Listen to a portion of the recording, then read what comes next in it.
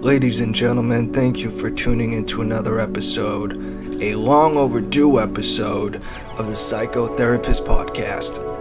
I am your host, Malcolm Clancy, and as always, I'll be speaking with my co-host, the great and terrible, a licensed psychotherapist here to bring spiritual and psychological healing to the world, Dr. Bob.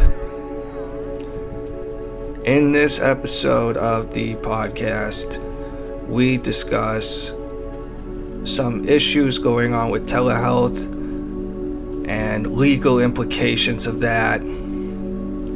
We talk about this trial I was about to embark on. I'm recording this intro in July. This episode was in February. Tells you a lot about my priorities as far as this podcast. We talk about some duties I have out on this trial. We get into the term Hangxiety and define that. We slay some urban myths. And by the end of this podcast, I break down exactly how my precise plan to create a master race that will dominate the planet. Listen to this episode to find out if you'll be included in my master race and if we'll rule the planet together. Thank you for listening, everyone. This is long overdue, and we appreciate you. This is the Psychotherapist Podcast. Enjoy. So, just for today, it's just for sort of getting back into the groove purposes, you know. But I just hit the record button. Okay. And if I'm at a weird angle, it's because I'm on, the way I usually do it is I get on one side of the mic, so I can isolate that sound and adjust and put the phone you on the other side of the mic so I can isolate you, adjust the levels as needed. Got it. Yeah, so is this a visual recording as well? Nah, just audio right now. Just audio, okay. Yeah, I could figure out a Zoom link or whatever, and okay, because I'm getting to a point where I've been thinking of going back on the YouTube channel, and I don't necessarily feel as shy about having my face on. Okay, was that the issue before? I mean, it wasn't an issue before for me because we had the audio, but for whatever reason, people like the fucking visuals better. They tend to sell better, and I don't know, I just think it's interesting experience. Not, I want to, turn us into like a full-time Joe Rogan. Right. We can both quit our day jobs. But I just think it's an interesting process and good to get feedback and shit, Yeah, I would think that, the visuals would be more interesting. For sure. Could even maybe figure out like a Zoom thing where I share the screen with you so we can actually show what we're talking about. Yeah, that's a good idea. I was toying with the possibility, but it's not going to happen yet, about going into the office. But nobody is back. They're advising against it still. So I just have to play that by ear. How long do you think they're going to keep that up for? I was hoping by spring this would lessen up, but for me, I have to now start a blood transfusion program, which I'm not sure if that means every other day or whatever that I have to go for it, and that I don't have the details on that yet. But as far as therapists going into the office, I mean, nobody's going in, and basically they're advising against it still. They meaning the legal people. I don't know what the hell the legal people are calling. Well, they are calling the shots. They always do. Well, they are the science, Bob. That's why they're lawyers. That's why they're lawyers, right? Exactly. Ultimately, the call is yours, The lawyers, when the pandemic busted, the first people I heard from were my malpractice insurance people. I never heard from them ever in my entire life. All I do is pay my premium every year. and I've never had a case or a complaint. But man, did they hop on that phone as fast as they could, when the pandemic hit. Don't let anyone in your office. Don't do a thing. Do straight telehealth. If telehealth isn't allowed in your state, waive it. You'll get a waiver soon. Trump's going to give you a waiver. It's okay. Well, I mean, at that particular point, like, everyone was freaked out. So if I was, thinking of the legalese, I definitely would have said the same thing. Like, do not get sued from this. You know what I mean? Do not be that guy who, kept the workers in the factory while the building was burning. Exactly. My the place where I go for medication management, the pain center, is still not seeing people on site. That's a huge operation because they do all kinds of procedures and surgeries and things like that, and they're still doing as much as they can. The whole medication management program is telehealth. So, but anyway, not to get sidetracked. I mean, what is most? You mentioned the LSATs and putting that off. That makes sense. Will that hurt you in any way? So I've heard theoretically that the June, July ones are more competitive, whatever that means. I forgot. I should probably look up the deadline for the latest one I can take. Not that I necessarily have to take the latest one, but just to know that. And, on the one hand, maybe it is more competitive, but on the other hand, it'll give me, let's see, March, April, May, like maybe almost 4 months or more, which just happens to coincide with the length of the trial. And, these things, I'd imagine, at least for someone like me in the role I play, by the end, I'm like barely doing anything, Yeah. But in terms of the trial? In terms of the trial, correct.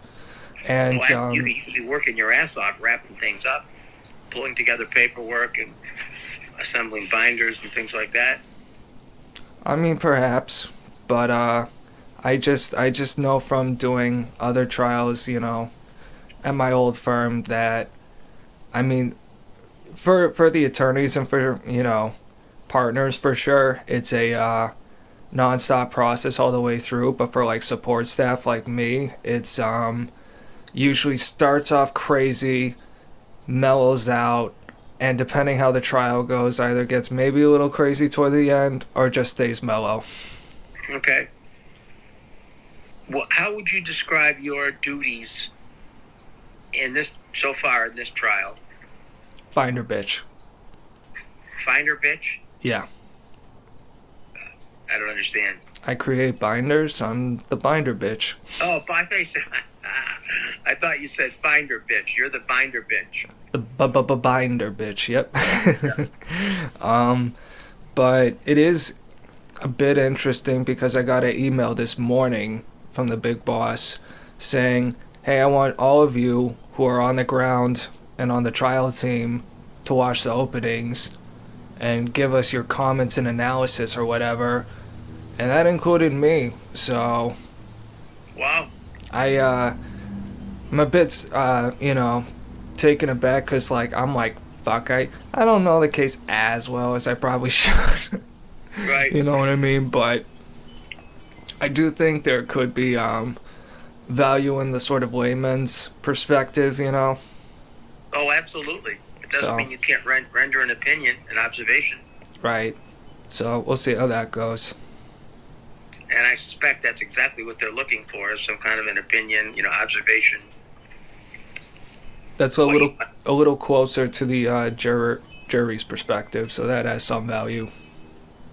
What do you mean? Not like, as a legal assistant, I haven't read all the expert reports the way the attorneys have, you know what I mean? Yeah. Yeah. So, damn, I lost my train of thought of where I was going with that. What was your question? Well, I was asking you about your duties. Right. And you were saying something about, being closer to the jury.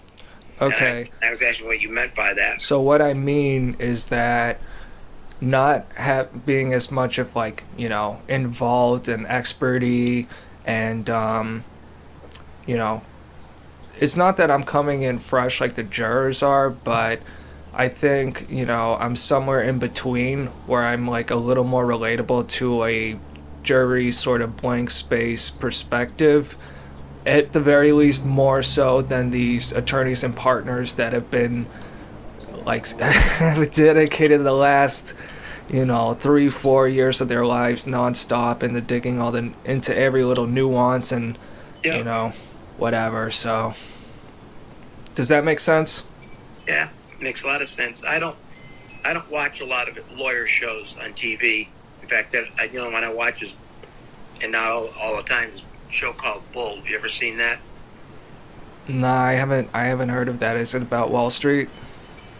No, it's actually about. It focuses more on the jury process. Mm. And the reason I watch it is because the guy plays basically he has degrees in psychology, and he is an expert on juror selection, and he has a whole operation, computerized operation and fake courtroom where he actually brings people in, and he has all these people who work for him who use different kind of statistics and designs and things like that to decide on jury people. So he's not the lawyer. He's in court when the lawyer hears the case, defends the case, but he's not the lawyer. But it's an interesting show. Yeah, man, we had a something similar to that where we had a focus group of like mock juries. Yeah, it's similar to that. Yeah, exactly. And